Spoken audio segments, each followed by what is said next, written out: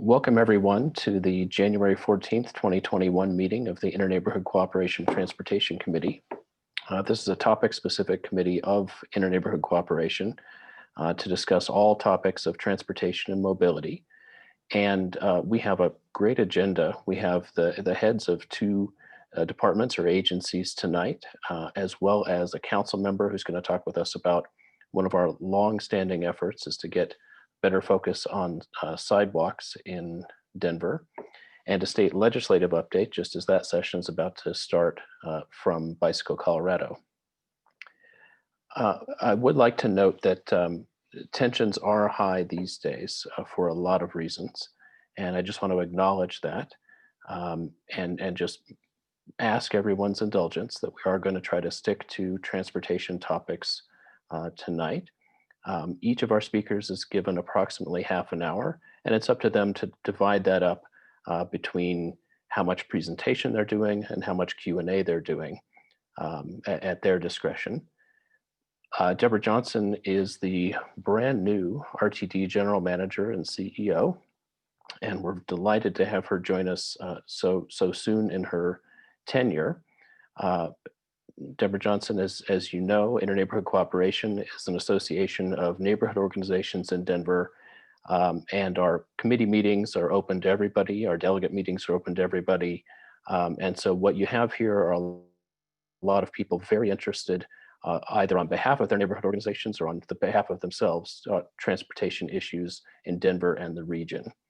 We're delighted to get to know you and to welcome you again so soon. And I will turn it over to you for however you'd like to use your time.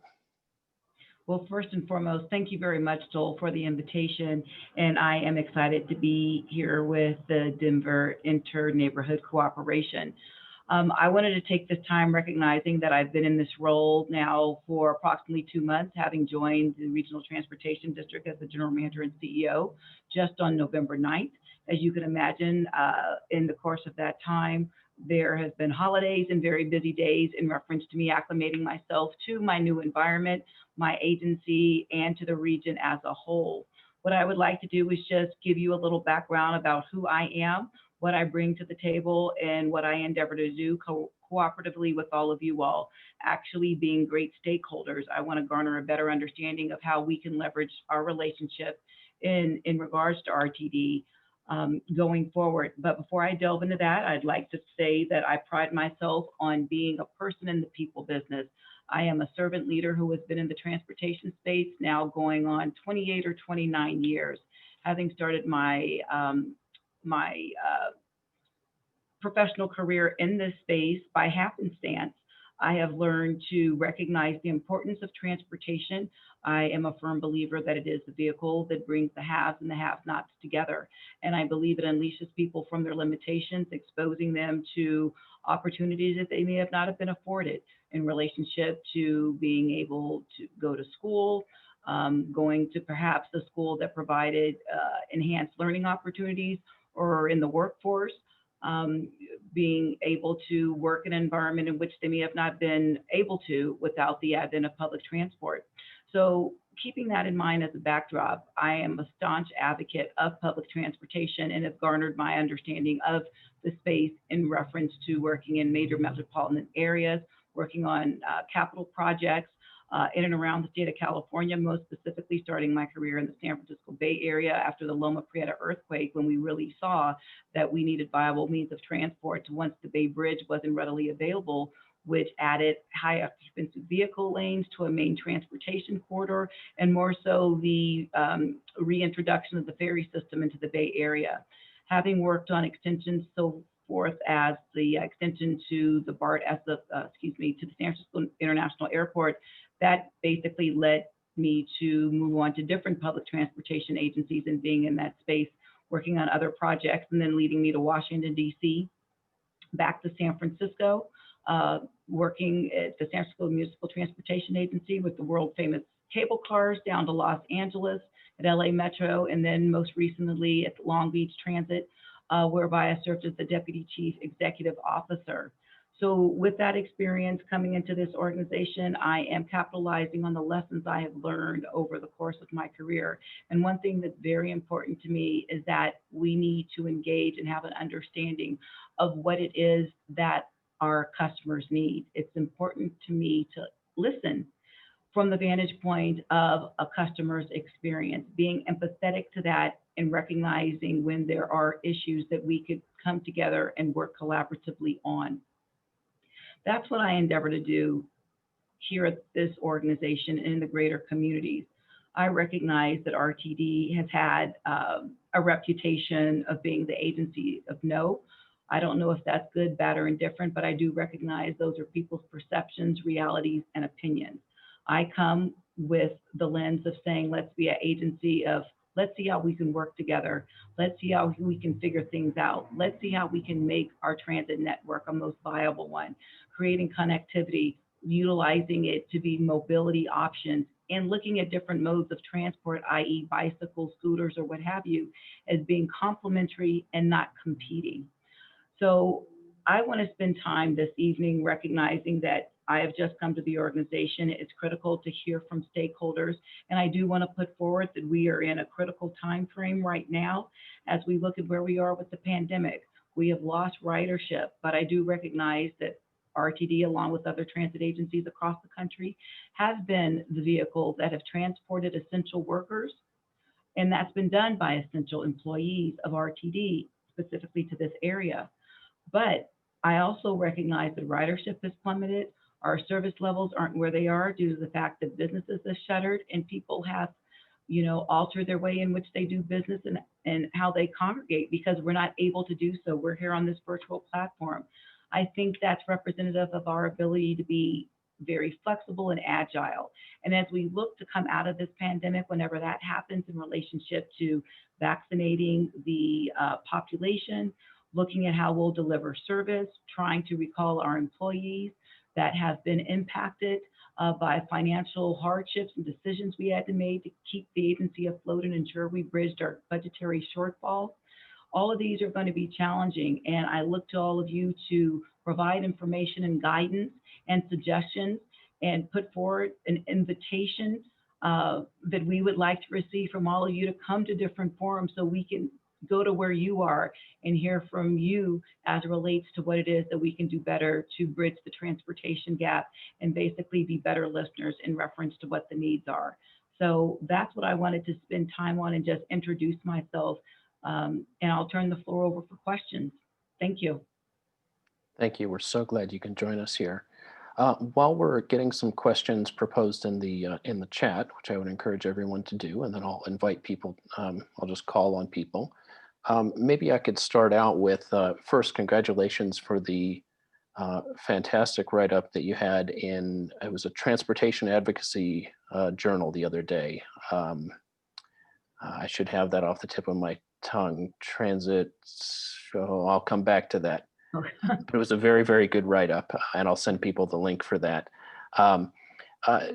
Perhaps you could give kind of your perspective on, now that the federal government has finally acted with another round of pandemic relief, it's starting to come into focus what might come to RTD.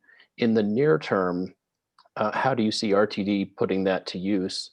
And then over the longer term, RTD was starting to work and had actually worked for about a year on Reimagine RTD, which a lot of our folks were tracking with great interest. A lot of us have read Jarrett Walker's Human Transit book and understand the vision of good functioning, frequent all-day transit in a grid. And it seemed like the Reimagine effort was starting to feel its way towards modeling a network that was more like that. What's your kind of longer term vision for the network? And maybe you could take that kind of chronologically. Okay, well, thank you very kindly.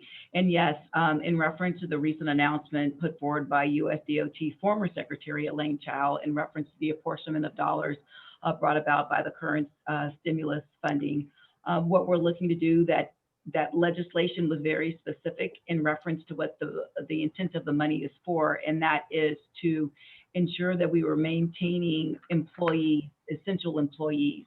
So with that, recognizing that we recently had a reduction in workforce in which we had employees that were impacted, we're actually in the process right now of recalling employees and adhering to our collective bargaining agreement, of which we have with the Amalgamated Transit Union. In doing that, we are looking to see where we can supplement service, considering that we just effectuated a service change this past Sunday. So as we look at social distancing guidelines and we look at public orders as relates to safety protocols, the one aspect that we want to ensure that we are providing safe service, meaning we don't want people to have any angst or trepidation about being in a closed space whereby they don't feel comfortable, nor do they feel as if they could utilize the system because of that trepidation. So with that, we're looking at the heavily traveled routes. And what I mean by that, recognizing that we have tried to limit people on our vehicles, specifically on our 40-foot buses, which are standard size, to 15, looking at our articulated buses, limiting those individuals on that vehicle to 25, and then looking at the rail cars as being around 25 to 30. We need to supplement that by adding what we call additional, it's a technical term, but trippers, to ensure that we can maintain those distances. We are right now evaluating that. I had a meeting this afternoon with my team, recognizing that we want to ensure that we are providing service where it's needed. We are going to regroup on Tuesday and peel back the layer of the onion a little deeper as relates to the monies that we anticipate receiving, because we do have to go through a grant process to retrieve those funds because they are reimbursable. And we are reconvening on Tuesday to talk more specifically about what that might be.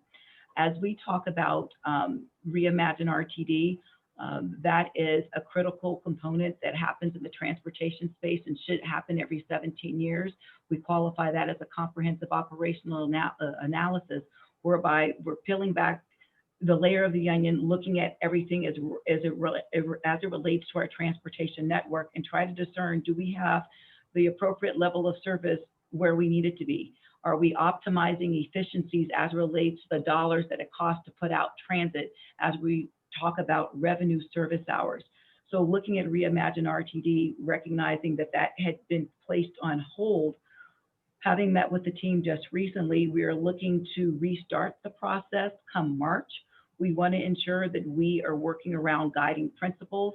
I wanted to wrap my arms around what those are, recognizing that there are competing priorities, and I'd be remiss to say that there's competing factions whereby we have fast tracks, and there is a contingent that wants to know where their tax dollars have gone in relationship to the unfinished fast tracks projects, but recognizing that we do have to have a guiding document that enables us to deliver service in the manner in which we need to do so, by looking at where are people going, where do we see the ultimate value from deploying service. And basically, as we clearly have learned throughout the course of this pandemic, that our transit network serves as a lifeline for people needing to get to doctor's appointments, as I said before, essential businesses, and perhaps school in some instances. And so all of that will be taken into consideration, looking at revamping how we're doing the outreach process, having virtual meetings. So stay tuned for more information as it comes down the pike, because this will help us as we guide and come back from our current situation relative to the service levels, and help us to make informed decisions as we go forward as relates to the optimal service levels we should have, and perhaps even doing some realignment of routes to get people where they need to go. And that's why we need to be very engaged and hear from individuals that are in most need. And I also think there's a segment in that will enable us to help reclaim, retain, and recruit customers. Thank you. There's a lot packed in there. Thank you. We have a few people who have questions. I'm first going to call on Zoe Murak. She has a question about collective bargaining. Hi, yeah, my question was just about the collective bargaining that happened last year around this time. And I know that I've never owned a vehicle, and I relied on public transportation pretty exclusively at that time. And the bus routes were atrociously off schedule. And I ended up kind of partly boycotting RTD, but partly just I couldn't use it and having to move to full reliance on my bicycle.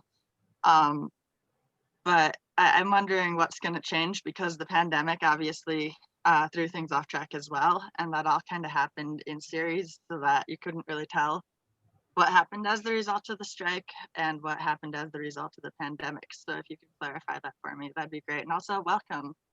Oh, thank you so much. Thank you so much. So I appreciate it. So can you provide clarity? Because from my understanding, I wasn't aware of negotiations that took place with ATU. I know we're in the process. Our contract is approaching its sunset date.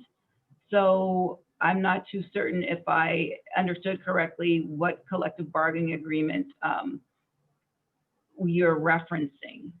I thought that you had mentioned collective bargaining. I wasn't sure if it had happened or not. There was I some understand. talk about a possible strike. Oh, okay, understood. If the strike actually did take place or not, but I was wondering if there's going to be any improvements to employee conditions. Okay, thank you very much. I did mention the collective bargaining agreement, and that was in relationship to us recalling employees that had been released in the midst of layoffs. And so we have to adhere to the tenets in the contract. So I'm sorry if I caused confusion with my earlier response. So as we talk about service levels, yes, there are tough decisions we have to make as we look to where we are, recognizing that businesses have shuttered.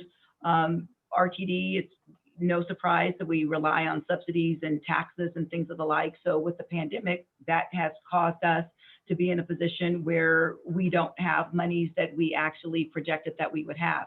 We're currently in our fiscal year that coincides with the calendar year. And basically we made some decisions based upon what our projections were. We talked about a little while ago that now there is monies that we look to draw down on once we go through a process whereby we have to adhere to the guidance and that clearly specifies that it's for personnel and to keep our system operating. We're going to have detailed discussions as we talked about in reference to RTD or Reimagine RTD, using that as a guidepost. We recognize that we need to tweak some elements as it relates to the service delivery that we currently have, recognizing that we lost some employees. We had to right size our service delivery model to that of the staffing that we have. With us recalling some employees, we are looking to retweak that. And so as I shared, my service planning team and members of my greater operations department are looking to that, and they are going to brief me on what those are over the weekend. And recognizing that there are some shortfalls, and we've heard from customers through our various conduits via our customer care center and our website, we recognize that we do have to make some modifications. So I hope that addresses your question somewhat. I'm not able to give you specifics because this is in process as we speak. My team is actually meeting now, going over some of those elements I just described. We had a quick question from Brad Cameron, if bus drivers and rail operators are getting priority for vaccination. Oh, okay, very good question. So as relates to the Colorado Department of Public Health and Environment, across the board, transit employees are categorized as critical employees, and there is a tiered process, and so they are in tier 1B. Great. And recognizing that the vaccines have been slow in reference to becoming available, there's projections, and in the interest of full disclosure, I have a meeting next week, next Friday, with the executive director of the aforementioned agency, and we're going to have discussions around how might we get people to vaccination sites, how can RTD assist with that. But yes, our frontline employees are slated, and we're waiting to hear where we fall into that structure.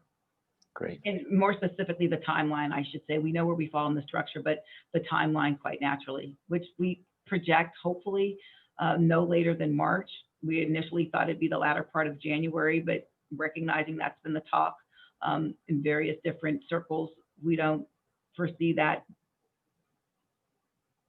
Yeah, if there's a change in strategy on holding back supplies for the second dose Right. versus expecting them to come on time. Okay, let's go to Shannon Hoffman, who has a good question about community engagement. Hi, Ms. Johnson. Welcome. Thank you. I've heard wonderful things about you from the community, so I'm very excited you're here. I just wanted to hear your perspective on what you can do in your role to ensure more citizen input within RTD, or what you plan or hope to do around that. Specifically, my group from Allies to Abolitionists would definitely like to see citizens on the Safety and Security Board. I'm not sure if that's within your purview or if that's a board question, but just wanted to hear your thoughts around citizen input. Thanks. Well, thank you so much, Shannon, and thanks for the welcome remarks and the kind comments you just expressed. I think it's critical. And what I endeavor to do is let's get out of the mindset that we need to hold a meeting and have people come to us. Let's not present things as a fait accompli, but let's engage early on and have dialogue. And so what I mean by that is I want us, and when I say us, collectively RTD, to be in discussions, having dialogue such as this, not at some prescribed service change meeting because we've always done it that way and we have to back up the calendar and walk it back and say, this is what we're going to do. Let's be a little more creative. That seemed a little weird, a little more creative. Let's be more creative as we look to engage people. And I know it's very difficult right now with these virtual platforms, but let's be clear.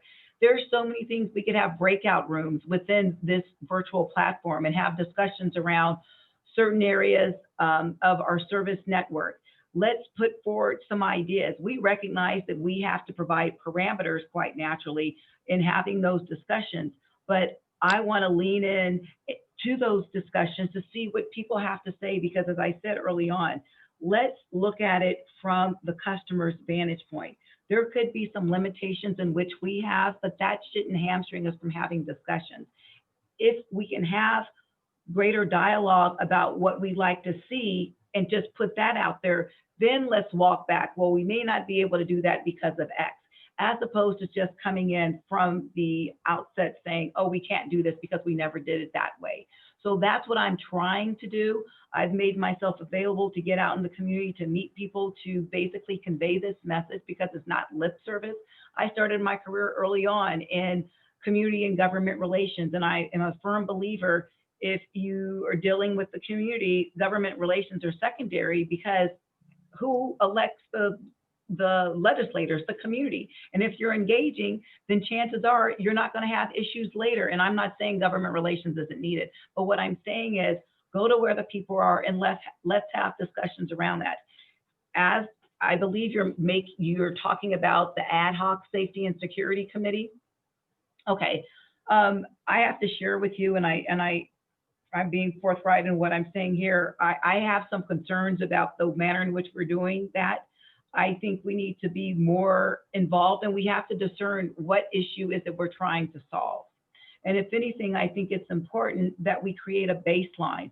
We're not the first entity to have these problems. As I shared in relationship to my background, as we talk about these issues, having been in the DMV being the, District, Maryland, Virginia, the National Capital Region, working at the property that services, DC and beyond, having been in the San Francisco Bay Area and the greater LA area, these issues aren't indigenous to LA. Let's look at our peers, let's have conversations, and let's look at best practices to talk about what might work for us.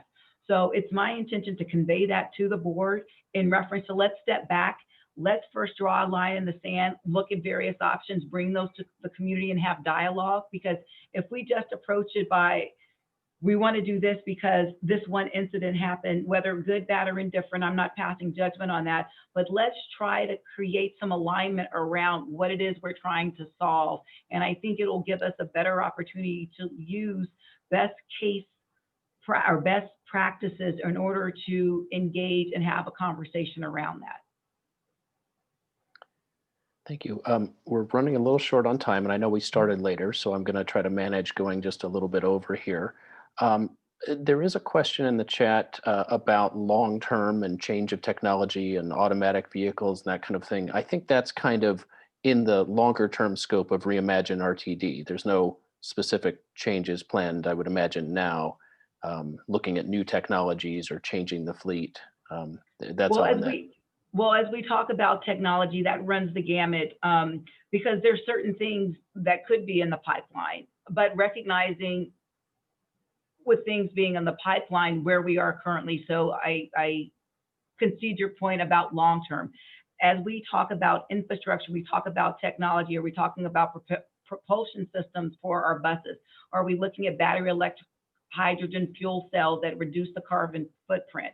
Because as we talk about those elements, that comes into play, which I think we would be good, public citizens in doing that. Having just come from California, whereby it was mandated by the California Air Resources Board that all transit fleets have to be zero emission by 2040. I'm proud to say I led that effort on behalf of my agency, where we submitted our transit plan that created the framework in which to do that. But also recognizing that this service area is enormous. In relationship to that and where the technology is, could we be able to do that even if we were talking about autonomous vehicles? Because we do have a service area that's 2,342 square miles. Could we work in conjunction as we look at the investment in infrastructure to do maybe short haul routes? All of those things, I believe, will germinate as we have discussions about Reimagine RTD, and then basically mapping out a long-term transportation plan to assure that we would be in a place in which we can do that, recognizing the legislature is going to look at, climate action. And I think we as a transit agency, as being interwoven in the fabric of this greater region, have an obligation to ensure that we're reducing our carbon footprint. We've got a couple kind of quick questions. If I could ask both the questioner and Deborah Johnson, if you could be as brief as possible. Greg Sorensen has a question about finances. Okay, I'm sorry. So what about finances? I'm sorry. Greg, would you like to ask? So thank you for joining us, Ms. Johnson. Very informative. I was wondering about the ratio between frontline RTD workers, specifically drivers, maintenance staff, and how many are contracted out.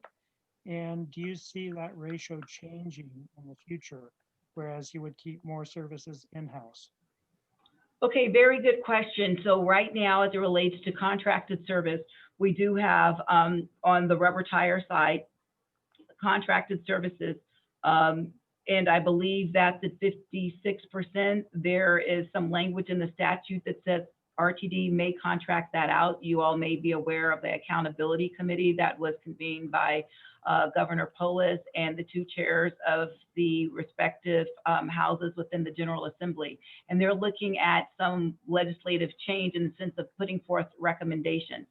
When you talk about the specific numbers, I don't have those off the top of my head, but as we talk about shoring up where we are, there needs to be analysis done. Would it be cheaper for us to provide those services, or would it not?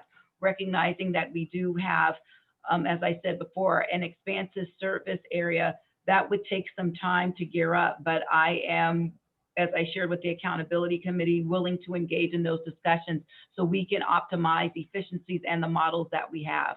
Recognizing that those are representative employees, I don't think that's an issue, because our private carriers basically have those employees represented by the same transit union, but a different local that we do as RTD, as the transit provider.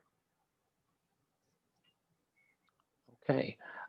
Given that the cities that you operate in, with the exception of CDOT roads, own and manage their roads, and you provide the services that run on top of it for public transit, John Rickey asks, what's one thing Denver could do to make help RTD run more efficiently? Well, if anything, I think the whole notion of getting people out of their cars, they want to see it as an advantage in the sense of not being a sole occupant vehicle, right?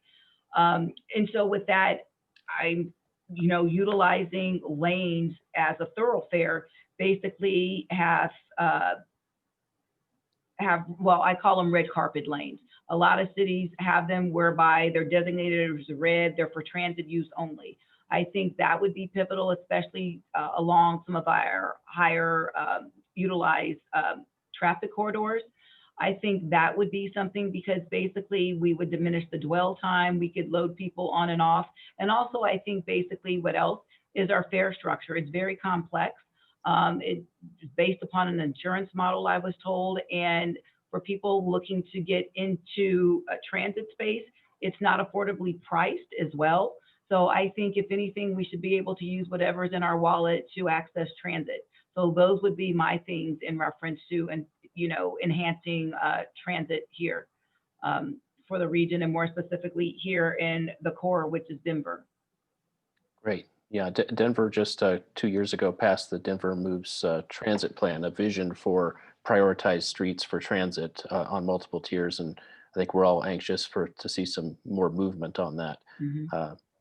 Well, we have pushed past our half-hour time, so I'll just ask you anything in closing, including how people can stay in touch and effectively engage with RTD. Right. So I encourage you all, and Joel knows how to contact me, and I'm more than willing to have him share that information. If you'd like RTD to come to your respective, neighborhood group and have discussions around that, or if you're a citizen or what have you, we want to hear from you. And I just don't mean that as lip service. In relationship to this brief dialogue, this exchange we had today, want to hear ideas in relationship to how we can make our transportation system more comprehensive, more user-friendly. As I said before, it's important to understand the end user's perspective. We can run models as relates to what may be an optimal route, but we actually need to hear from people that are utilizing said routes to garner a better understanding if it's efficient or if it's not. If the times work, as I told my staff, what difference does it make if we have some performance metric of on-time performance and we achieve that 85% of the time? If nobody's getting on the vehicle when they need it, then that metric is for naught. So I thank you all for the opportunity to come and engage with you. I appreciate the warm welcome, and I look forward to staying engaged with all of you. So thank you very kindly for your attention and your thoughtful comments. I do appreciate them. Thank you. Welcome. We're glad you're here. And I did find the link I was thinking about earlier. I put it in the chat. It was published by Transit Center, and it's called 3 Reasons We're Excited to See Debra Johnson Take Oh. Charge at RTD. That's Thank well you. worth reading. Thank you. Thank you. Our next guest tonight is Councilman Paul Kashmann. He's joining us to kick off the year hot on the heels of an audit of the sidewalk repair program. So without too much further ado, we know Councilman Kashmann from the time he started as a council member, and even before, he was advocating for better walkability in the Denver, among other things. So absolutely the right person to turn to say what's happened with that program. Where do we go from here? What's your vision? What might be possible? Councilman Kashmann. Oh, thank you, Joel. It's good to be here. Good to see everybody. You have the honor of being my second of 4 meetings this evening. Zoom, the world of Zoom opens that type of thing up. As Joel said, just before I took office in 2015, a gal named Samantha Powell, she and her family live in the Corey Merrill neighborhood, contacted me concerned about sidewalks in her community, and it got me looking at that topic. Shortly after I initiated a sidewalk working group, I found that the city had kind of looked at maybe we should do something about sidewalks back in the early 2000s, and the effort never got much steam. But we convened a committee and started looking at things, and what we found is that Denver has 334 miles of missing sidewalks, 828 miles of deficient sidewalks. As my colleague Councilman Hines brings up, if you're in a wheelchair or have any other significant mobility challenge, that's some 1,162 miles of missing sidewalks, because if a sidewalk isn't wide enough for a wheelchair, then it might be there for some folks, but certainly not for all of us. The 2017 mayor's budget included $4.5 million for repair of sidewalks, but that was on city property. I contacted the mayor and asked for a like amount for repairs on homeowner property, and that we wanted to look at perhaps a funding source for sidewalk repair. You may be aware that, like many cities, the maintenance of the sidewalk, unlike the street, the maintenance of the sidewalk is the responsibility of the adjacent homeowner. Well, the mayor didn't like that idea, and the city attorneys didn't like that idea of the city taking on funding sidewalk repair, because the attorneys were afraid of the city assuming liability. We arrived at a compromise, and the sidewalk repair program was created, dividing the city into 11 regions. And excuse me, I always love speaking to this committee because most of you probably know a lot of this background, but we divided the city into 11 regions with the intent we'd do one region a year, and we would go through that region comprehensively, inspecting sidewalks block to block, mandating repairs be made either by the homeowner or a company with whom the city would contract. Unfortunately, the repairs remained the burden of the property owner, though a $4 million revolving loan fund was established to assist the homeowners in paying for sidewalk repairs. As I mentioned, the intention was to inspect one region a year. Unfortunately, after 3 construction seasons, only about 1/4 of Region 1 had been inspected. About 1,100 plus properties, including 926 residential and 230 commercial properties. Before we started into this program, DOTI, then Public Works, sent a team out to do a walking inspection of some blocks in the target area, and came back with the expectations that somewhere around 16%, I believe was the number, of the homes would need sidewalk repair. Unfortunately, the estimate was slightly off. We found that of those 926 residential properties, 712 needed repairs, some 75%, and about 60% of the 230 commercial properties, or 130, needed repairs. I don't know, about 5 or 6 times what we expected. As Joel indicated, our auditor, Tim O'Brien, had his team look at the sidewalk policy, and besides uncovering the statistics that I just presented to you, they also realized that as the program was set up, the regulations were not attentive to ADA standards. The sidewalks, as I mentioned, so many of our sidewalks are not wide enough. The cross slopes, how steep the sidewalk is from side to side, ran up to 5% instead of the ADA maximum of just over 2%. Regulations allowing for elevation changes, the height of one slab to the next. The Denver program set at 3/4 of an inch rather than 1/2 an inch. And this is relevant because when he talked to the folks at DOTI, and please understand that the entire team that from Public Works, from the city attorney's office that established these guidelines are no longer with the city. It's all new folks. But the folks running the program now did say that their best guess was the decision to make those types of judgments as far as not requiring certain widths or giving more freedom on the slope were likely made to keep homeowners' costs as low as possible.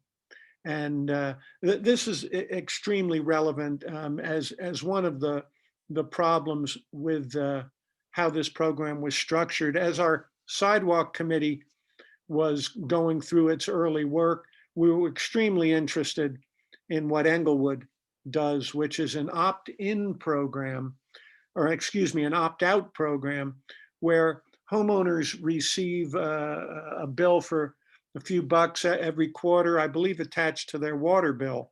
And if sidewalk repair is needed, they're covered. It's more or less functions as an insurance policy. What we found, and I might add, as I mentioned early on, our city attorneys were very concerned about taking on liability for sidewalks. Apparently, Englewood's attorneys have figured that out because they've been doing this program for several years with good success. So, we had reports of, with our sidewalk repair program as it unfolded, of one homeowner driving his truck up on the sidewalk to keep the repair crew from doing the work. Just the fact of going door to door and with such a large percentage of homes informing people they suddenly had repair bills in the hundreds or in some cases thousands of dollars, it proved itself to not be sustainable. So along with the auditor, myself and a number of my colleagues have become very concerned about the program as it exists. Just so that you know, the program was paused earlier this year in light of financial hardships posed by COVID and not wanting to add additional burden with sidewalk repairs for people struggling to get by. Basically, the program is on hold now. I met with Councilman Hines, District 10, Councilman Clark, District 7, who have been partners with me on our concerns for the sidewalk program. We met with Eulois Cleckley, the director of DOTI, met with some folks from finance and the city attorney's office. And I'm not going to speak for them, but I think it's a fair interpretation that no one feels strongly enough about the program that exists today to feel that it is the answer or that it has enough strength to carry us on into the future. The good news is that today, as even with the auditor's report in mind, today the city of Denver is spending more money and being more aggressive and far more aggressive in attending to its sidewalk infrastructure than any other time in the history of our city. The bad news is we've got a long way to go, and we're committed to do that.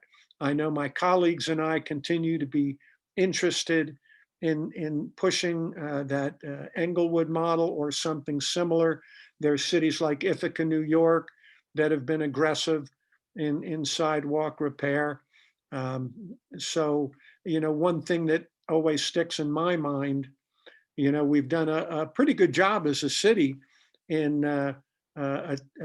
putting in the ADA accessible ramps at our intersections. And we've done that because the federal attorneys have told us we need to do that.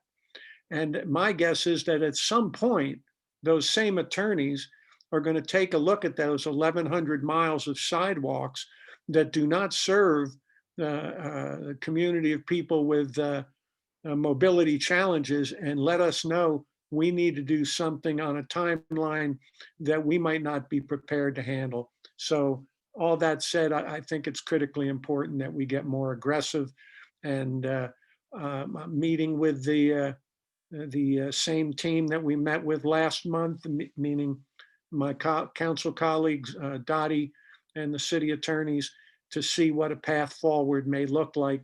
And I would hope to have some more concrete and perhaps hopefully more hopeful information in the coming months. Thank you. Just to clarify roles here, is it correct that the city attorney's office advises the city, advises council, advises the mayor's office, but they don't have a veto. I mean, they could strongly advise you not to do something illegal.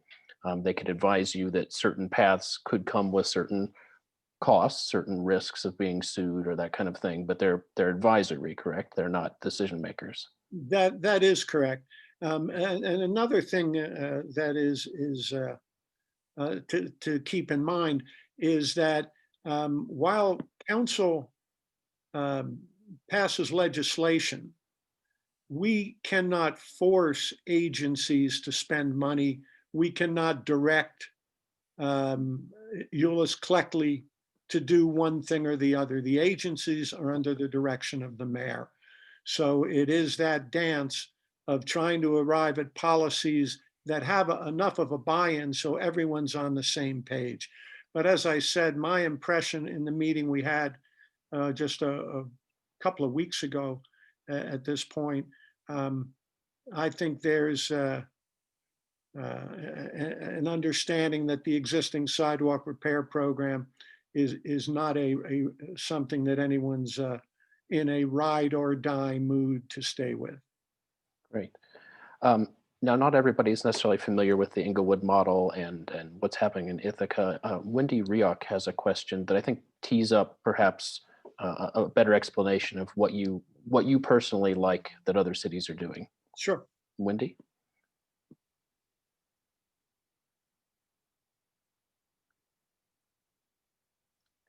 If you're speaking, you need to unmute, Wendy. Sorry, I wasn't prepared to ask the question, but I did post. What I don't understand about Denver's philosophy is that it doesn't seem to be a very public safety oriented philosophy. And I grew up on my dad was in the service, so I grew up all over, but spent a good portion of my time on the East Coast. And public sidewalks are considered to be part of the public transportation. And they're considered in the same realm as streets are. And so I always found it bizarre that I was responsible for the sidewalk, which, by the way, I don't have in my street, which makes my street very unsafe for pedestrians. So I would love to see the city get out of this free range Western mentality and have a safer way of addressing sidewalks as part of the public safety structure. Yeah, I would agree with you 100%, Wendy. I know, as it was explained to me by Mr. Broadwell, who was our attorney at the time, and whom I have a great deal of respect for, that it has to do with Colorado's municipal liability laws, and that if we are seen as taking over responsibility for funding the sidewalks, then we need to then take responsibility for clearing the snow off the sidewalks, et cetera. I'm assuming, while I haven't gone into the legal depths yet, that models like Englewood and other cities that don't put such a burden on the individual homeowner have figured out how to avoid those problems. But you're exactly right. I mean, we're in a time where I would say every thinking American is aware we need to maximize the use of our feet and minimize the use of private autos. So we need to be more aggressive with our sidewalk program, without question.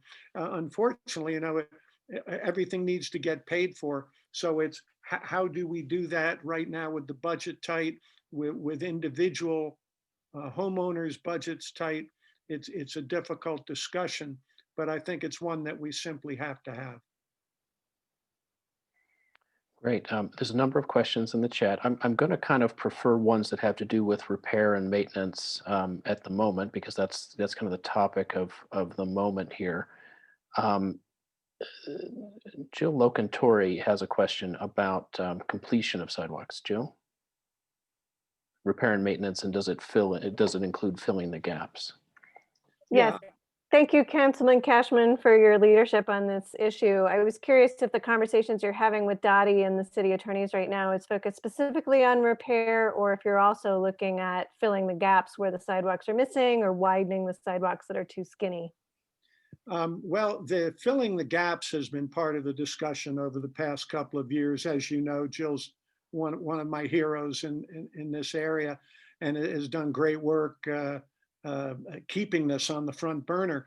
As far as the width of the sidewalks, I live in Virginia Village, and we're a neighborhood of Hollywood sidewalks, where I believe the sidewalk in front of my house is just at 30 inches.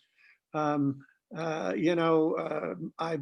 minimum of 36 inches for a wheelchair to navigate, and that is a minimum.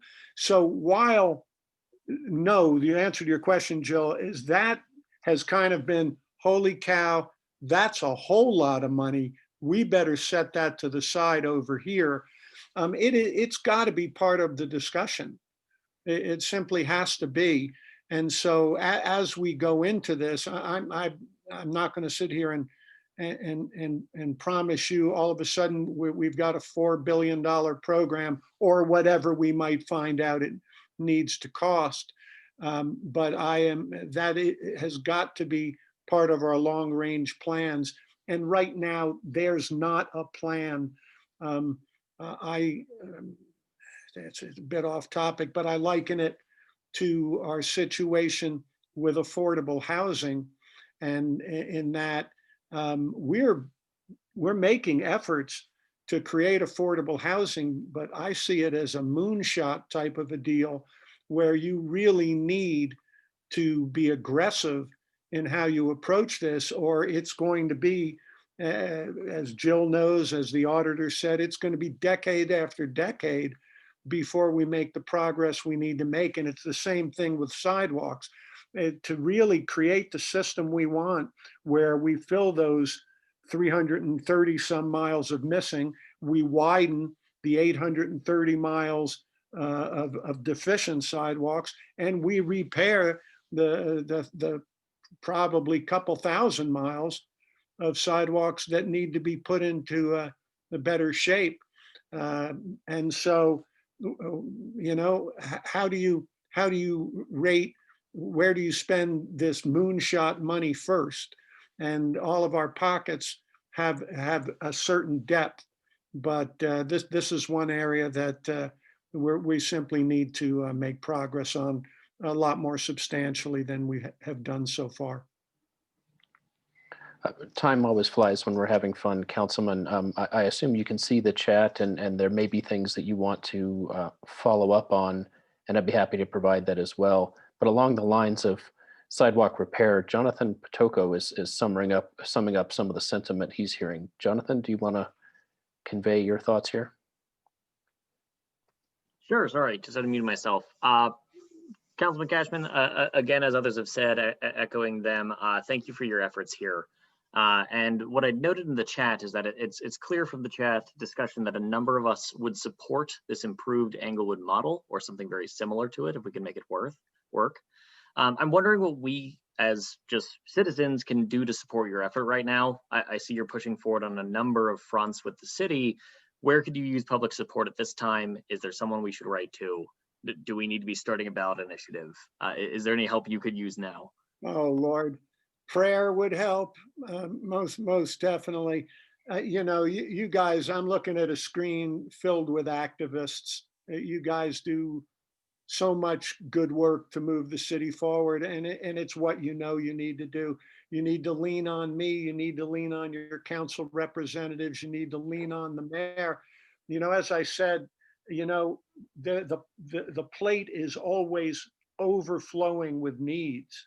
I mean, we've got to address homelessness. We've got to address affordable housing for the middle class. We've got to fix our sidewalks. I mean, these are simply things we have to do, not just to make the place pretty, but it's a human rights issue. You have about 3,200 miles of curb in the city. How do you go to sleep at night when there's 1,100 miles that do not have sufficient sidewalks for people in a wheelchair. So just keep it on the burner as best you can.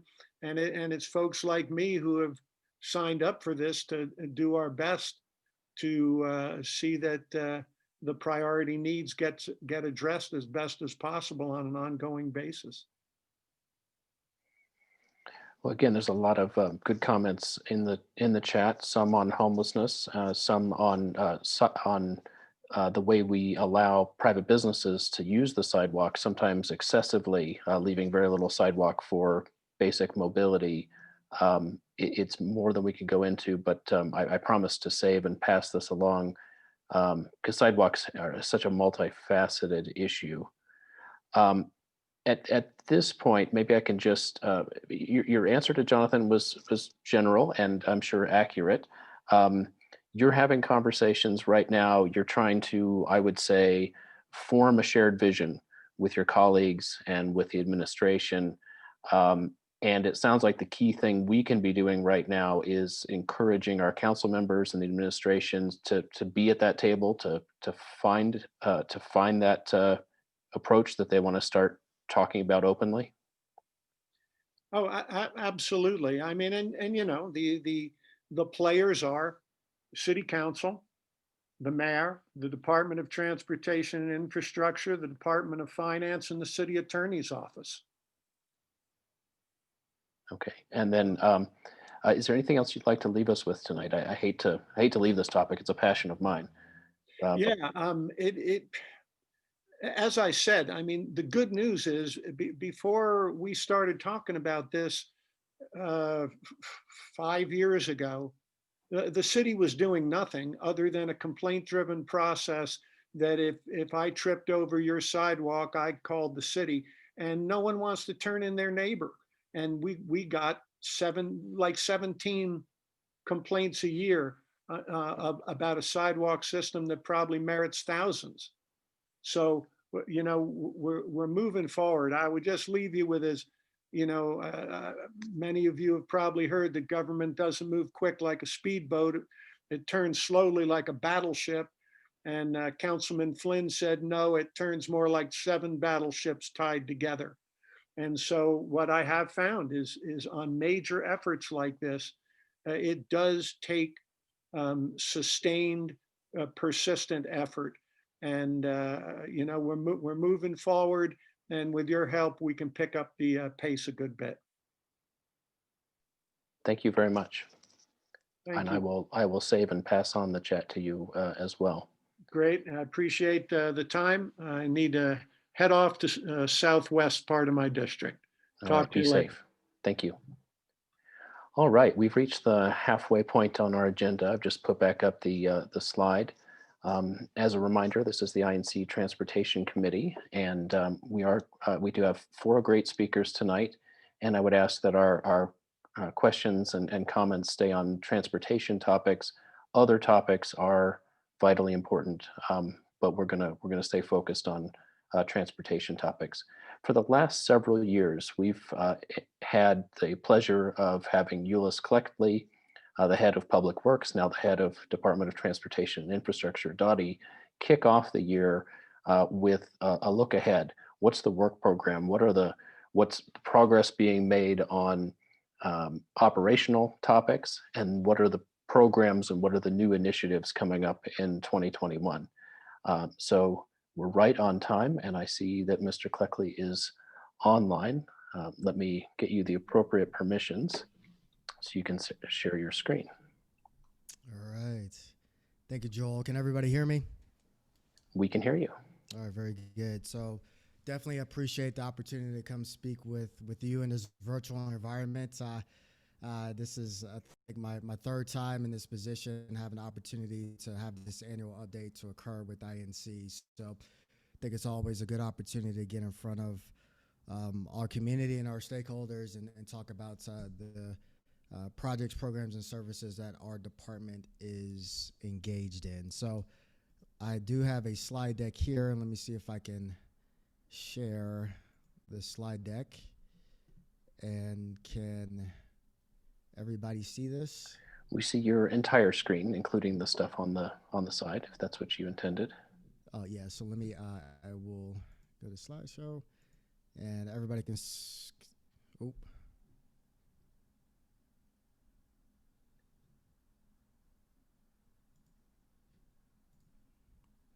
Can everybody Yes. see that? All Looks right, very great. good. Thank you. Okay, so thanks, Joel. Appreciate it. Thanks for the introduction. So I'm Eulois Cleckley, Executive Director of now the Denver Department of Transportation and Infrastructure. We became this new department name with additional powers and duties through a vote of the people back in 2019 to actually create this new Department of Transportation and Infrastructure. We were previously called the Department of Public Works, and so. I'm This was getting a few supposed to be kind of a hallmark year. Sorry to interrupt you, Director. We're getting several people saying your volume is low. Is there any chance Okay. you can get closer to the microphone? Yeah, can you hear me now? Sounds much louder. Yes, Is that thank better? you. All right, very good. So one of the exciting points that we were starting off the year with was this new mission and vision for now this Department of Transportation and Infrastructure. We had been working for the past several years to really change our philosophy about how we deal with our streets, our roads, our sidewalks, which I heard a little bit about this exciting conversation with Councilman Kashmann and the like, and starting to better integrate all of the different aspects of our infrastructure in one department so we can deliver projects in a much more efficient manner and much more cost-effective manner as well. So what I plan to do today is kind of spend some time to provide an update in terms of our status with our projects, programs, and services, some of the financial impact that we've had to deal with due to COVID, and then we are still pursuing a lot of activities within a mobility space. And I'll leave time at the end for some Q&A. And so just to level set, we always try to be a data-driven department and use data and turn it into information to help us make sound decisions. And so starting off, ultimately, the focus has been over the past several years to figure out ways to decrease the reliance on people getting around in a single occupancy vehicle. Our department is set up to help support the mayor's 2017 mobility action plan, which has some very lofty and aggressive goals to try to achieve basically a reduction of to 50% of people traveling around in a single occupancy vehicle, down from at that time, which was around 73%, and then basically doubling the mode share for people walking, biking, and using transit. And so there's a demand aspect to this that we want to encourage people to utilize other ways to get around outside of being by themselves in a vehicle. But that only can be supported by having the proper and safe infrastructure to help support those modes.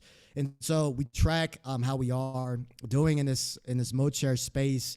And this is information that comes from the census, the annual community survey, or annual community survey, ACS. And this is a survey. It's not it's not hardcore empirical data. It's a survey. So the shifts in the percentages that you see are based off of how people responded to the specific survey that happens annually. But as you can see, we're still kind of trending right now around 67% of the people traveling around using a single occupancy vehicle.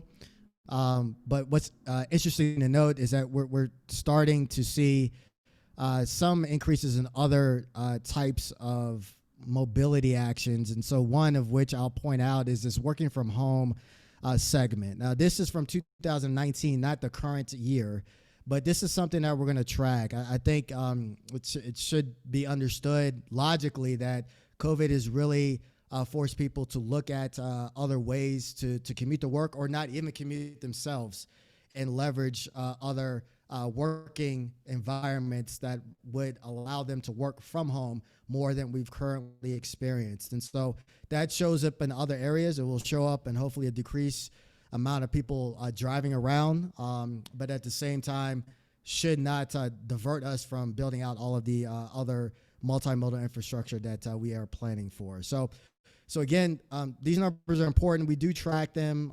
As you can see, carpool and van pooling is pretty flat.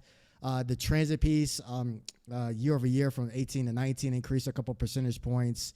And again, there's going to be choppiness in this, but it does give a kind of a high level idea of how we're meeting our overall mode shift goals set out in the mayor's mobility action plan.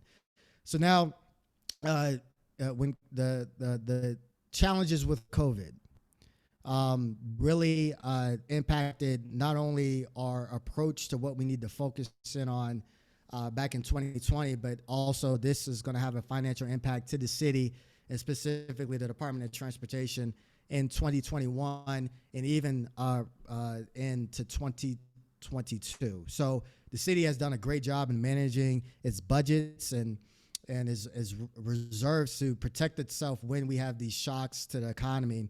But the reality is in 2020, it was a tough year for us financially as a city. And then with DOTI being one of the larger city departments, we had to reduce our budgets pretty significantly to meet the budget gap that we incurred. And so if you recall, the mayor spoke about having about a $225 to $230 million budget gap that we needed to fill. And we had to figure out quickly ways to address that in 2020 and then actually reduce some of our budgets for this year in 2021. So we were able to accomplish this with only having an impact to one of our services, which has to do with the extra trash service that our solid waste management group deals with. We went from large item pickup from once every 4 weeks to once every 8 weeks. That's been the biggest impact to our operation. We've really worked hard to do more with less, quite frankly. And you see the fact that we are running at a vacancy rate of all of our positions at 20%. We started off the year with a vacancy rate of about 8%. So we've lost people through attrition, and we've just have not been able to backfill and been able to hire. It has a direct impact to how you deliver your projects, programs, and services. Even though we're encouraging the decrease in resources from a staffing standpoint, we still feel that our bond program and our capital improvement program are fantastic ways to reinvigorate the city's economy. And so we worked very hard to figure out which projects that we can accelerate in one of those two areas, the bond program and our CIP program, and figure out how we can advance those projects that were originally planned out in future years to move them up into the next 3 years. And so we, at the beginning of 2020, had a $1.2 billion capital improvement program, which was split between our capital program and our bond projects.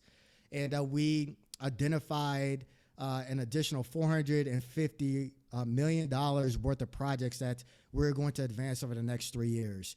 So one, there's a benefit to doing that because we'll get infrastructure out quickly, but also it will invigorate the economy moving forward. We also leveraged some of the what is called the CARES Act funding, which was dollars for COVID relief from the federal government. And we were in receipt of about $2 million worth of CARES Act that we used to do the following two things. One was to really reimagine our streets and turn 7.5 miles of streets in various communities across Denver into what we call high comfort streets, or what we call recreational streets. And essentially, this is a picture here on the right that's showing you that we blocked off streets to allow people to be able to bike and walk safely. And we did this pretty quickly at the time where the city was engaged in stay-at-home orders.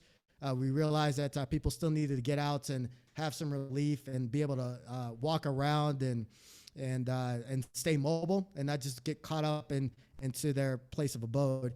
And so by doing so, we really, within what I would say about 2 to 3 week time period, identified streets, utilized an equity approach, and moved forward with creating some innovative barricades and designs to allow people to filter out in the street in a safe manner. And at the same time, not blocking access for a lot of our homeowners. So this has been a pretty successful program. As you can see the numbers here, 10,000 people over in one day during the summer have been utilizing these streets across the city. And we've seen significant increases in those folks walking, rolling, whether it be on bike or otherwise, through the use of these streets, as well as the designs were set up in a fashion to help slow people down, which we get a lot of complaints on throughout the city. So this is something that we're actually excited about. I would say as devastating that COVID has been to a lot of our communities, this is one aspect that we're taking a lesson from and seeing how we can apply this through other areas of the city. We also, at the time where there was basically a shutdown of our restaurants and retail industries due to the restrictions on indoor seating capacity, we figured out as a way to, again, to try to not completely have total devastation and have one of our more burgeoning industries in the city basically vanish overnight. We figured out ways to repurpose certain areas of the right-of-way to allow for the expansion of outdoor patio seating and help kind of keep these businesses afloat as we move forward through resolving this pandemic. And so by doing so, it was a unique opportunity. We were able to permit 344 businesses over that period of time. We did this very quickly. This actually helped businesses be able to survive currently through the pandemic, and we're planning to keep doing this particular program, hopefully until COVID impacts subside.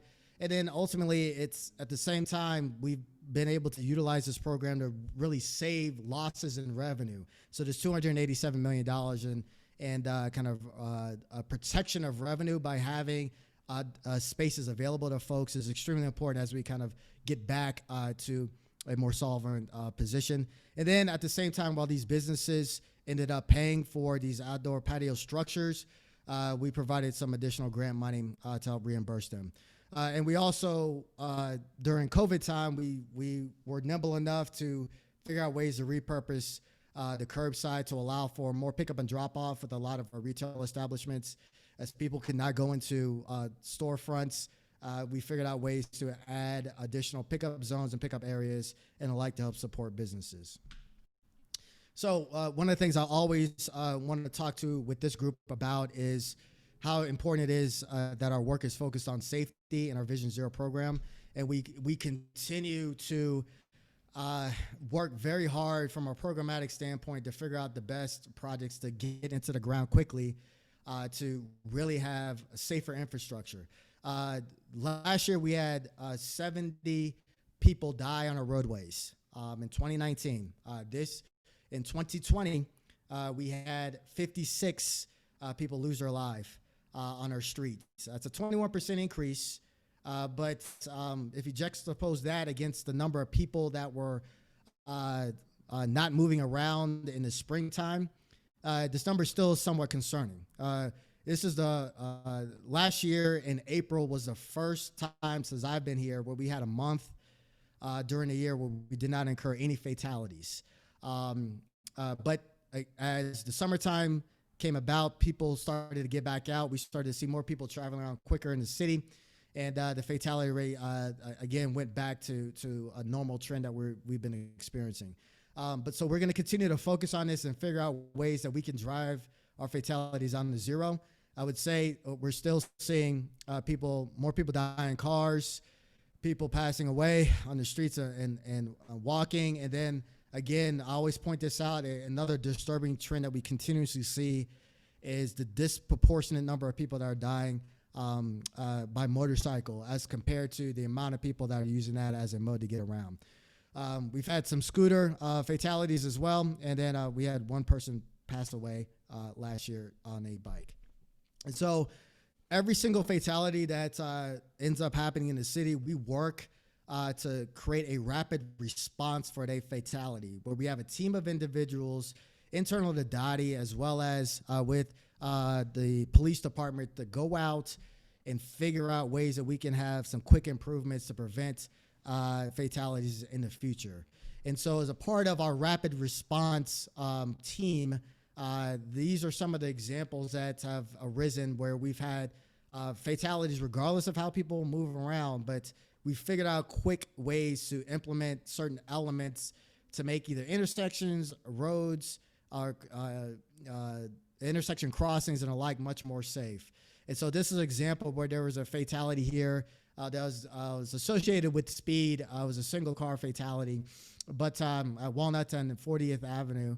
And we went out and we added these particular elements here, additional warning signs, additional striping, flex posts, and the like to help make this curve and this turn much more safe just because of the nature of that roadway. And so we use our rapid response team to identify quick infrastructure improvements, and that's when a fatality happens. But we are also looking at other ways to help educate our citizenry around how to be able to get around using other modes. And so this is an example of an actual bike course that we have at the Montbello campus, school campus there, where we essentially redesigned this parking lot section on the campus to be able to help educate youth around how to navigate our city streets via bike. And so this is getting to the younger population that will eventually turn in not only to cyclists moving forward, but will turn into people that will be driving, and people need to get more accustomed to sharing the road with other people and how to get around. Last year, I presented during last year the fact that we were able to install the 15 streets bus-only and transit-only lanes. Earlier this in 2020, we installed the transit lanes on 17th Street, and we are continuously moving forward with other corridors throughout the city where we're going to repurpose some of the travel lanes and dedicate it toward transit. So not only that mode of transportation can be more efficient, but not get commingled with vehicles and have safer travel in a lot of our denser areas.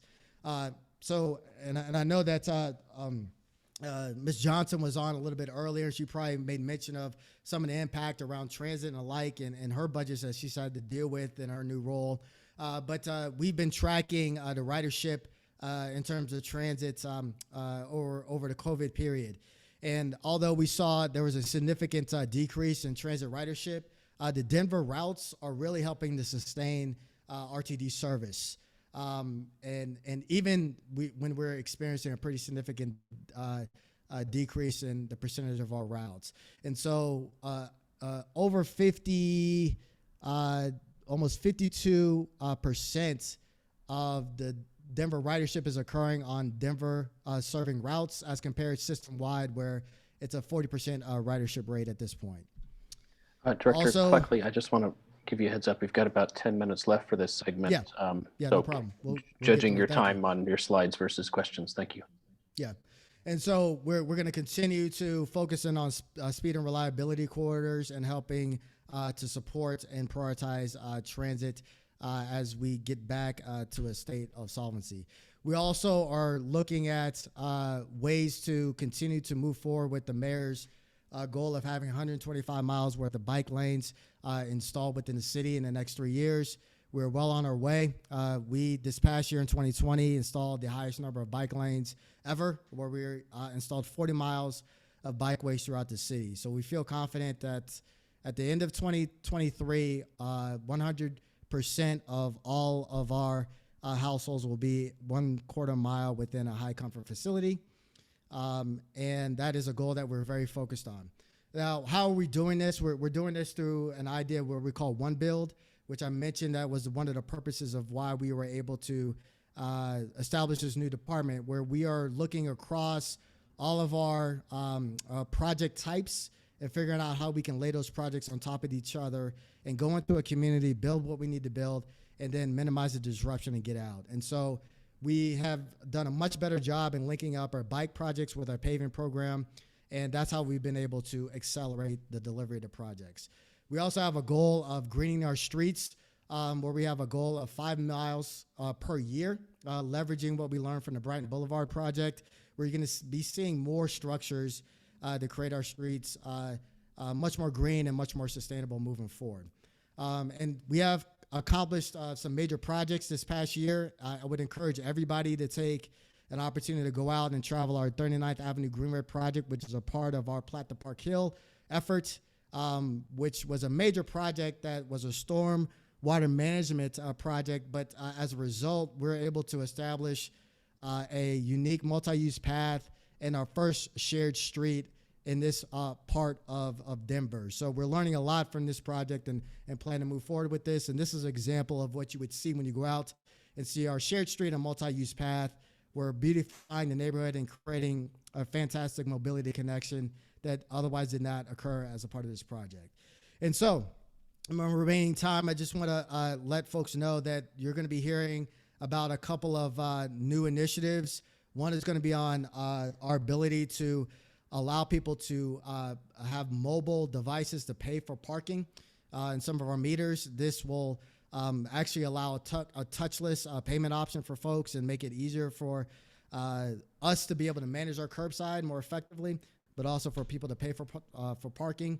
And then lastly, there was a ballot initiative that occurred over this past 12 months that created the establishment of a DOTI advisory board. We are in the process of releasing the process for people to be able to apply to be a part of this DOTI board. This is comprised of 19 members, 13 people appointed by the council representatives, and then 6 mayor appointees, and you will hear more about that. And then this is just a list of other future efforts that we have going on that are going to be impactful in the mobility space moving forward. The last 3, just make mention of that we are going to be hopefully issuing out an RFP for our first ever micro transit service that's going to be supported by the department. And then you will hear more about our strategic transportation plan update, which will be essentially the long-term transportation plan for the city. And then hopefully in the next couple of weeks, you will hear about the return of our dockless mobility providers that are providing bike share and scooter share here in the city. So that being said, I'll stop there and hopefully answer any questions that people may have. Thank you.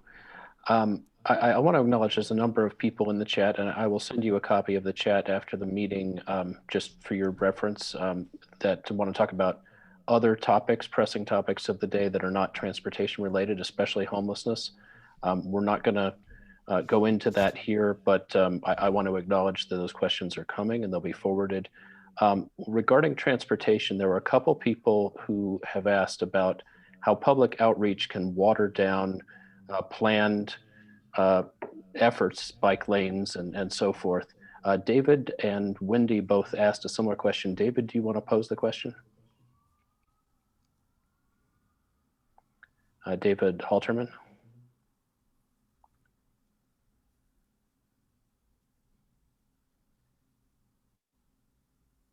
It looks like you're off mute. I'll read it, David. He said, Mr. Cleckley, some infrastructure, especially bicycle projects, seems like they're hampered by acrimony in the public process. Is there too much public process or the wrong kind? That does seem like both for things that are planned in Denver Moves Bikes and to some degree changes that are happening in the shared streets are getting feedback from the public, fears of loss of parking or whatever it is that causes the planned vision to not be realized. Well, I would say this, that we value input from people that are from all levels of the spectrum around our work. All right, that is a responsibility for us as public servants that we need to hear from everybody. Although we have a plan and an approach to try to have infrastructure serve everybody regardless of the mode that they choose. Quite frankly, for some of our projects that have trade-offs, we are going to hear a lot of perspectives, and we need to be okay with listening to people and figure out the best way to take that feedback into consideration to help us design the best project to build.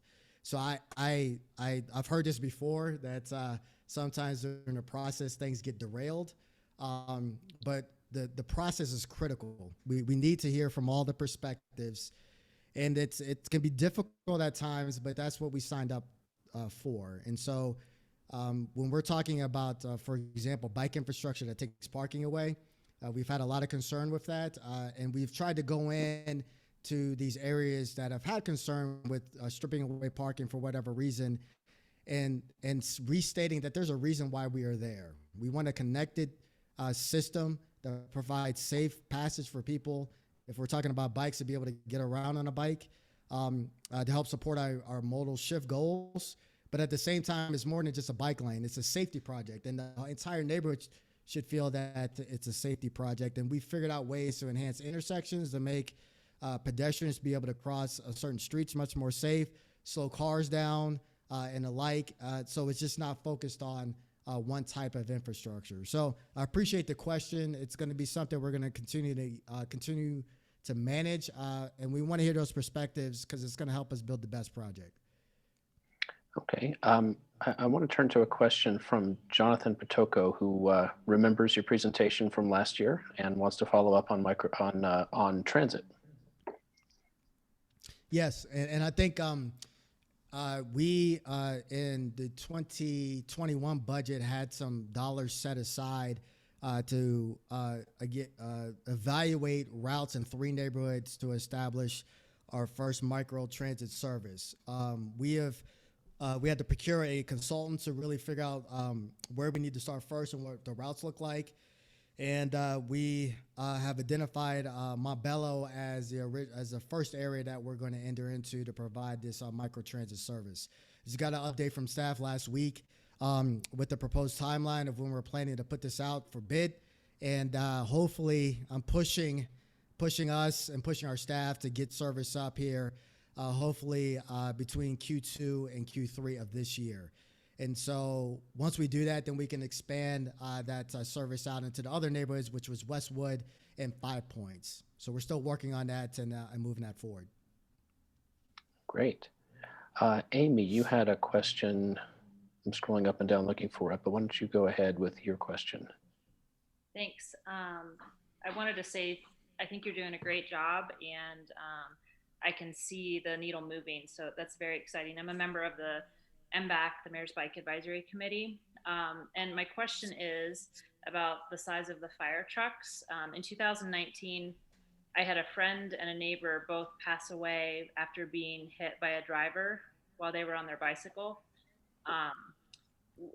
The neighbor was Alexis Bounds, and that project, the protected bike lane on Marion Street, was being held up at the time. The time of her death, it was being held up by a number of things, one being the fire department arguing about the design being accessible for their fire trucks that are pretty large. So I'm wondering, why is there anything we can do about the size of the fire trucks? It seems to kind of tie the hands of the designers within DOTI, and they end up making intersections that are accessible for those large fire trucks, but it also allows drivers to speed through intersections. Right. And I appreciate that question. And I would say that there's what I would call a healthy friction within the city in terms of how we design our streets. And so, yes, the fire department is one of those folks that we coordinate with. And we've been able to get them much more comfortable with some of the treatments that are out there to let them know that their fire trucks are not going to get damaged and we can still have a safe intersection. Fire trucks are very expensive, so I'll be frank with you, the likelihood of kind of replacing a fire fleet is probably going to be a no-go, especially now. However, what we've done much better over 2020 is use our process that is developing the complete street guidelines to really get consensus with the fire department around treatments that we want to implement moving forward. So that's everything from widths of intersections and streets to the type of treatments to a whole host and a whole suite of things that we're currently not doing that can make the streets much more safe. So it's again, it's a push and pull there, but we coordinate all the time, and hopefully we'll through compromise have the best design and safe street moving forward. Thank you. I'm so happy you're our director. Yeah, thank you. I appreciate it. Thank you. I remember I've had when a good time so far. So I remember when you first came to this position, and you demonstrated your personal commitment to multi-mobility in a way that I don't think any director has. So that's remembered. I want to close with one question on something that was not on your list of upcoming efforts. I understand that council members are recommending people to serve on a task force to look at parking area management plans, residential parking permits, and the like. I'm sure that's still in formation, but can you tell us a little bit about what that is? And for context, I've participated in my neighborhood in developing parking area management plans that turned into residential parking permits and so forth. And it's a very, very good process to get everyone together, admit that there's only so much curb space, and talk about how and where it's used. What is that citywide effort that's forming? Yeah, so Joel, just so I know, this is separate and apart from the advisory board. This is Yes. It's associated with our. Okay, yeah. So I need to find out a little bit more detail on that, because we have a process to develop our area parking plans, and I'm assuming that's what it is. So we probably, through that outreach process, or reaching out to council offices to figure out who's a good stakeholder to help us talk through those discussions that you're talking about. But I can let me follow up and make sure I tell you the right thing on that. But I'm assuming that's what it is. Yeah, it didn't sound like it was one particular neighborhood as it has been in the past, and I'm sure it still will be. This is some kind of task force to look at how we do it generally, as far as I can tell, but I can't find anything about it. Okay. And this, because I can follow up with you on that. Yeah. Okay, because it's a friction point in trying to achieve so many of our goals and implement our plans, the trade-off with parking, those tools in the toolbox that come to pass with area management plans for parking are very valuable. Okay. Thank you so much for joining us. I will follow up later tonight with a copy of the email, or a copy of the chat in your email. There are a number of people who've posed questions here that have included their email addresses, so that you'll have them. Sure. Yeah, and as you send those over, we'll get a response to the questions. And again, appreciate the time and enjoy the conversation every single year. So thanks for the invitation. Thank you. All right. All right. We'll take just one extra moment here to hear from Kayla Gilbert with the Community Active Living Coalition. Kayla has the Community Active Living Coalition has a series of micro grants that are available you or your neighborhood might be interested in. Yes, thanks. It's an honor to be part of this agenda. What amazing speakers. So my name's Kayla Gilbert. I work with the Office of Community and Business Engagement as part of the Department of Transportation and Infrastructure. And I lead a grant-funded program called the Community Active Living Coalition. We are really excited. We just launched the new phase of our winter micro grant program. You may have heard about the one that we did last spring and summer through COVID. Basically, we are accepting applications for micro grant projects that support active living, walking, biking, and transit throughout the city, while of course also following social distance guidelines and aligning with those as well. We are funding up to $1,000 for organizations, or individuals can apply for up to $300 for quick projects that you want to implement in your community. Again, this small amount of funding, quick projects, think things like little art projects, uplifting projects, walking groups, biking programs, things like that. You can go to our website. It's denvercalc.org. I'll put it in the chat as well.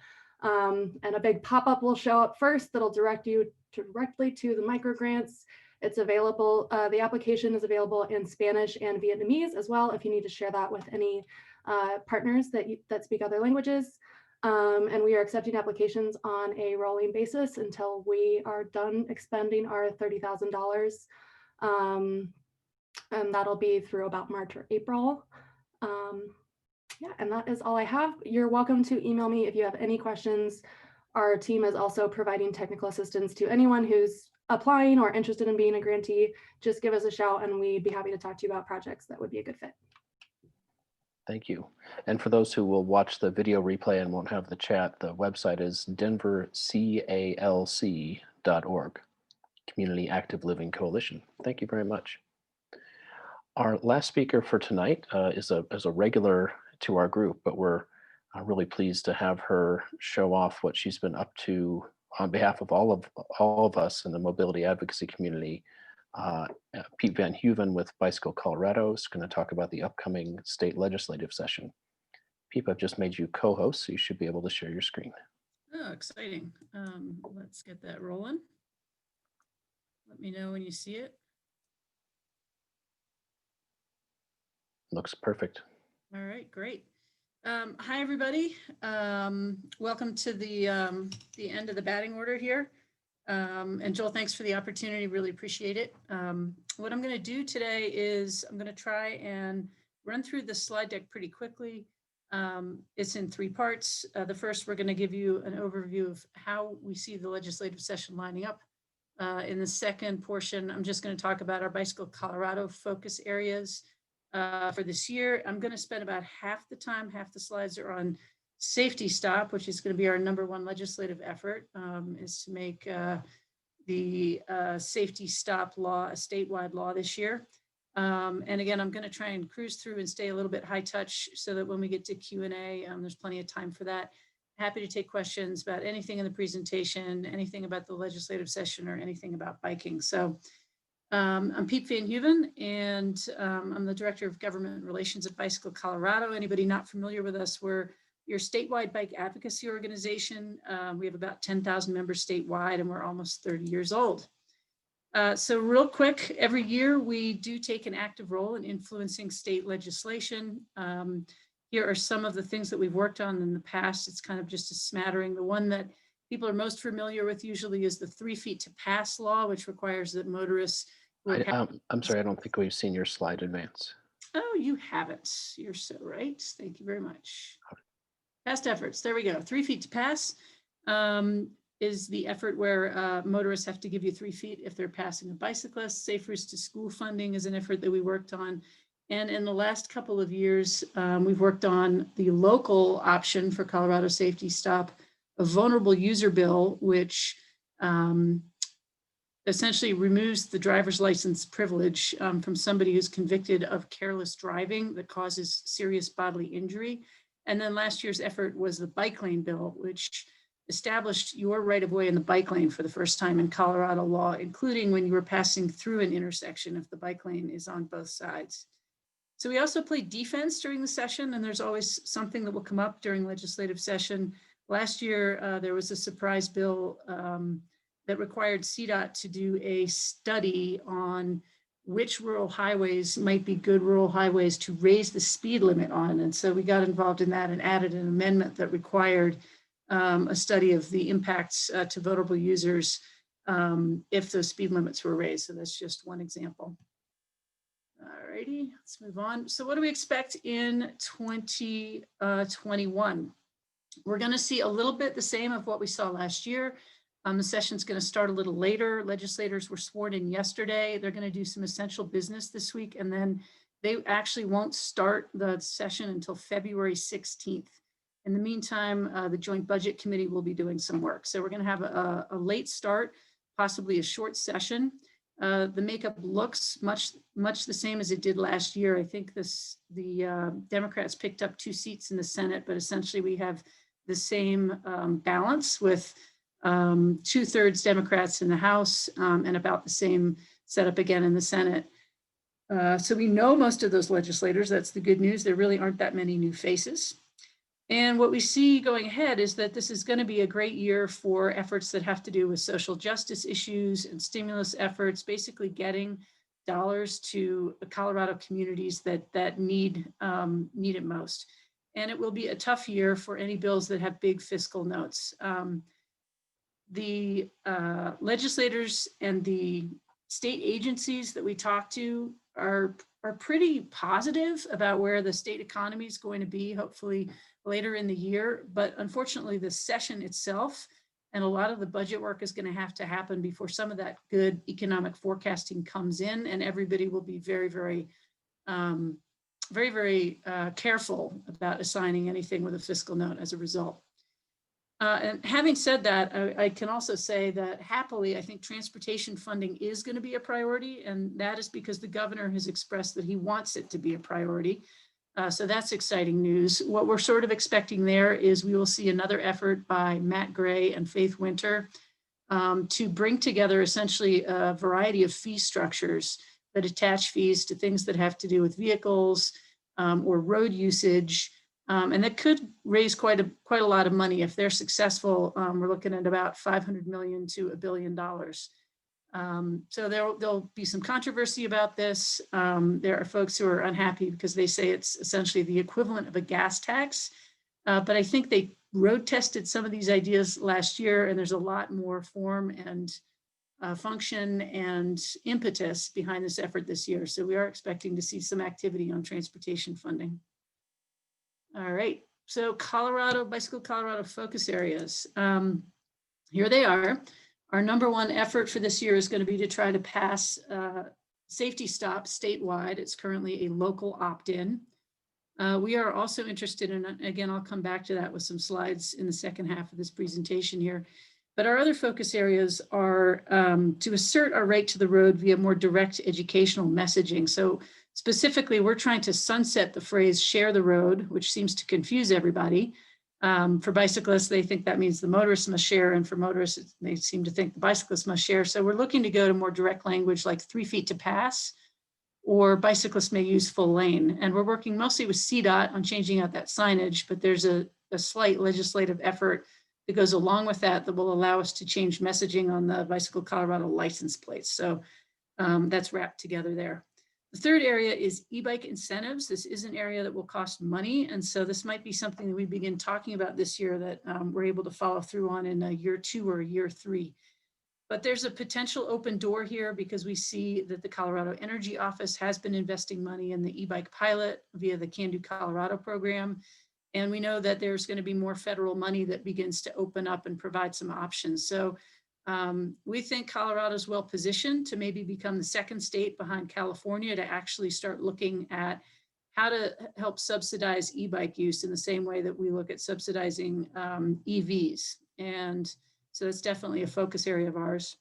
The fourth area is distracted driving, and I have a whole separate slide for that because there's a lot on the table there.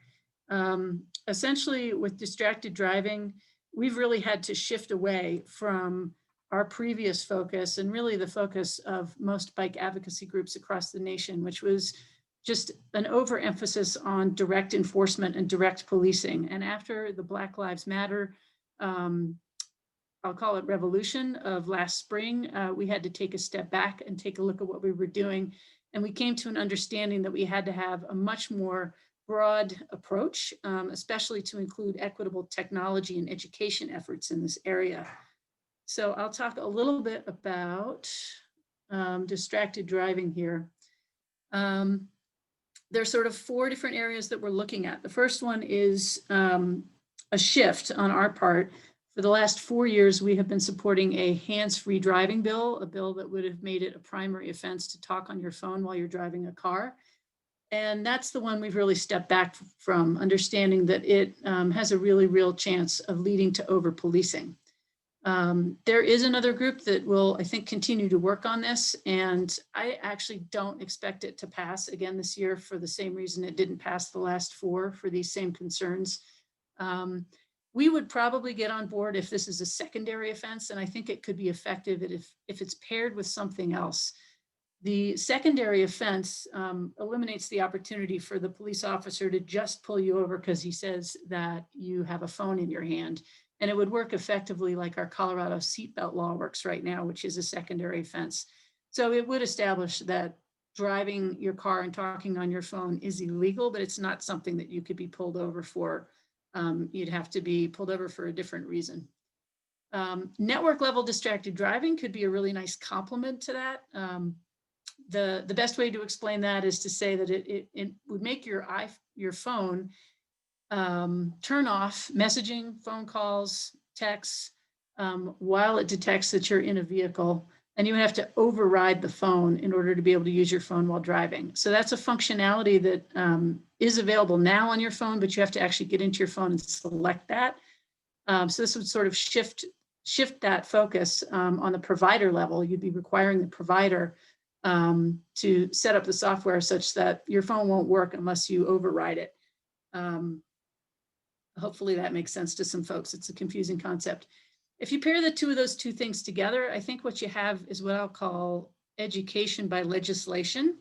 So it's not perfect. It won't work for everybody. There will be people who talk on their phone regardless of whether it's a secondary offense or your phone tells you not to. But it is going to establish the fact, sort of in our cultural mindset, that this is something we should not be doing. And I do think that over time that can make a difference.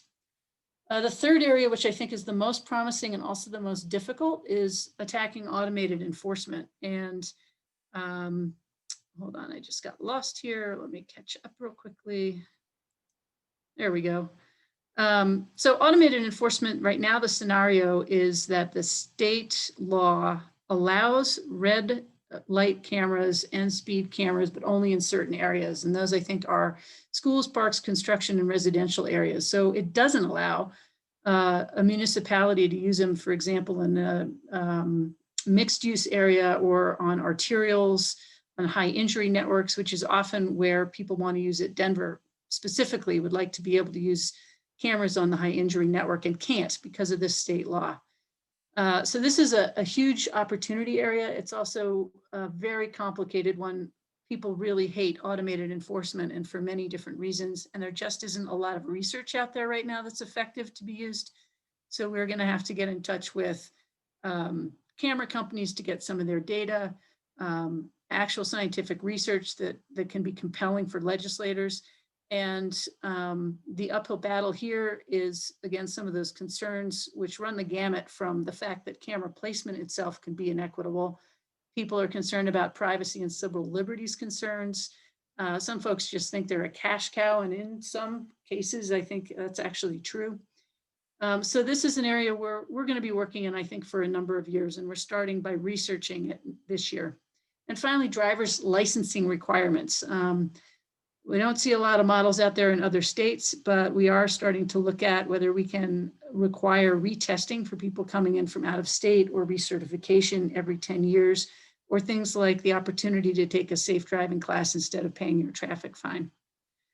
All right, I am going to get into safety stop here, and I'm going to speed up because I think a lot of you know about safety stop, but for those who need a refresher, safety stop is a different type of bike traffic regulation. It allows, It allows bicyclists to treat stop signs like yield signs, or red lights like stop signs. So in other words, at the stop sign, you slow down, look both ways, proceed if there's no traffic.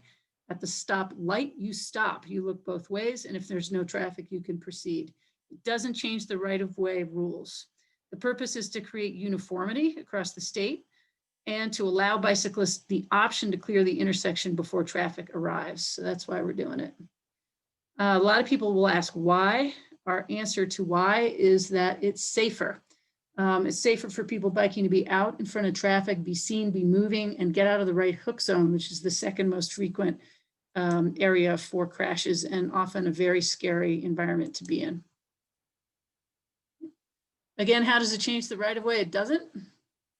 You can never run a red. And where is this already in place? There are 5 different states that have it: Idaho, Delaware, Oregon, Arkansas, Washington.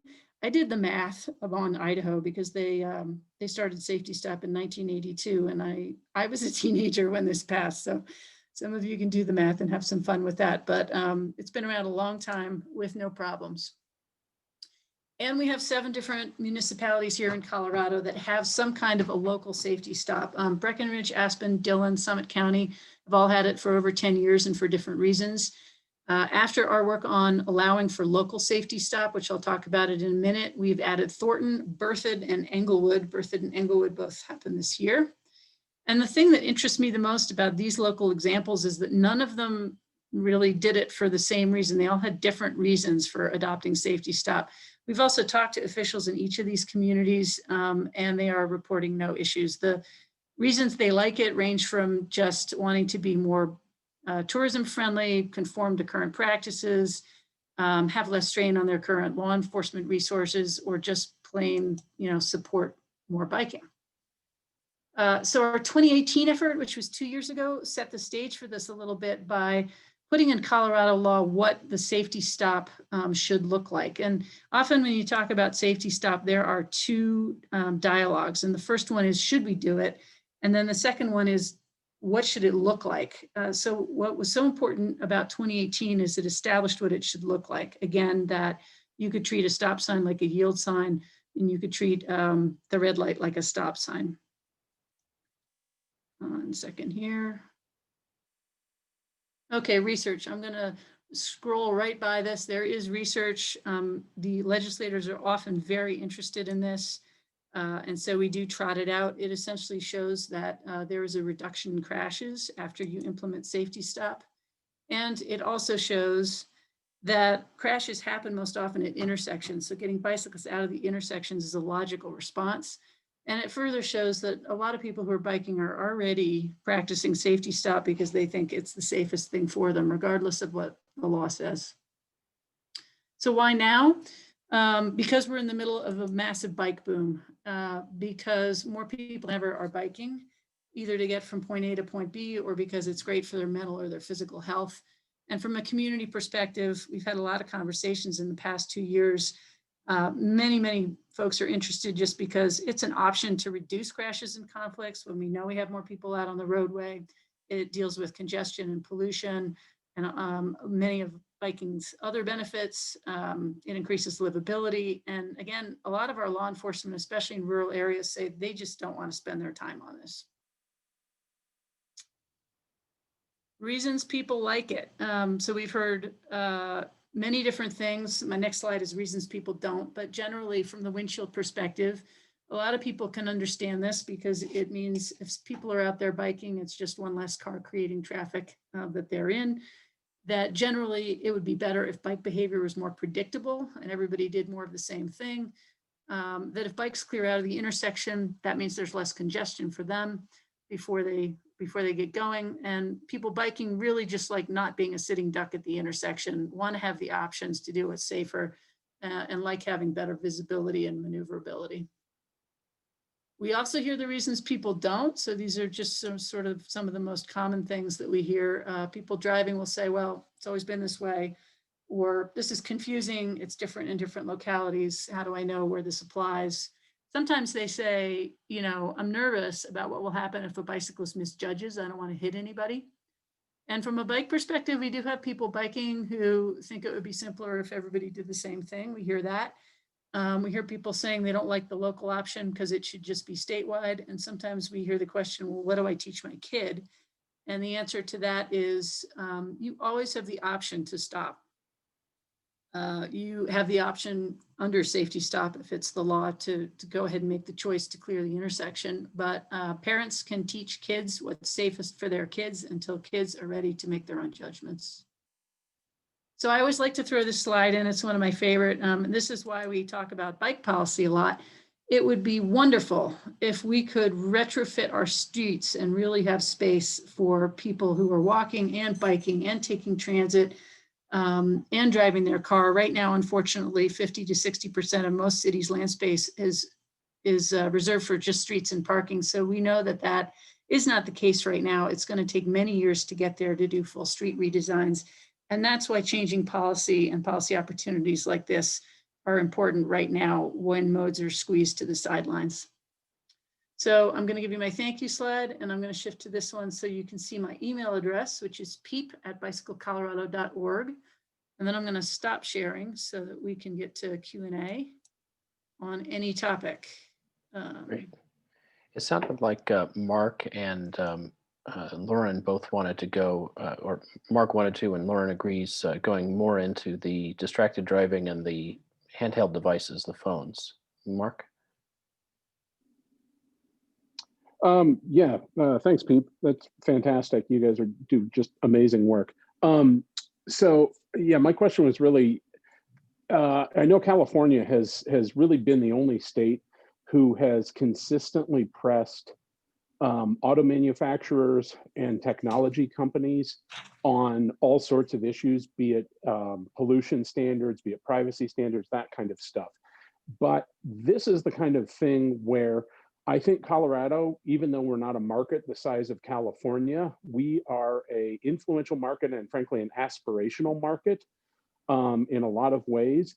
And I think we could potentially at the legislative level look at passing standards or requirements for auto manufacturers and or for cell phone manufacturers. You mentioned cell phone network providers potentially to require them to implement certain standards for distracted driving that might force change, not just obviously in Colorado that would benefit us, but throughout the country. Is that something that you have considered at all?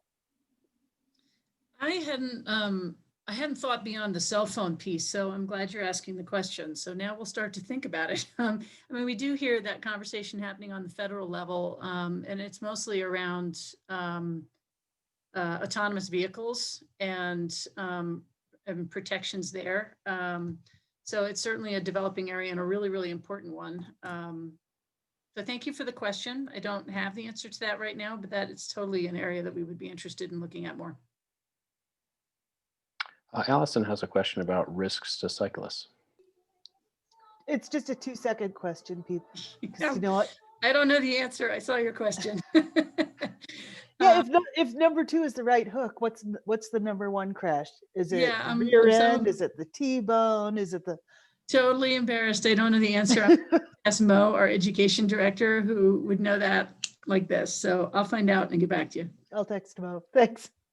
If you've been keeping an eye on the chat, that you know that there's just a lot of support for your reprioritization, your sensitivity to wanting to enforce that drivers do the right thing, but do so in such a way that doesn't lead to over policing and all the bad problems associated with that. How would you say that people can get more involved in advocating for things that make us safer on our multimodal streets at the state level? Well, I'll tell you what it'll look like from a safety stop, because that's our first one out of the gate. So please sign up for the Bicycle Colorado e-newsletter, or if you're not getting the Denver Streets Partnership e-news, I think you'll probably get that information in there too.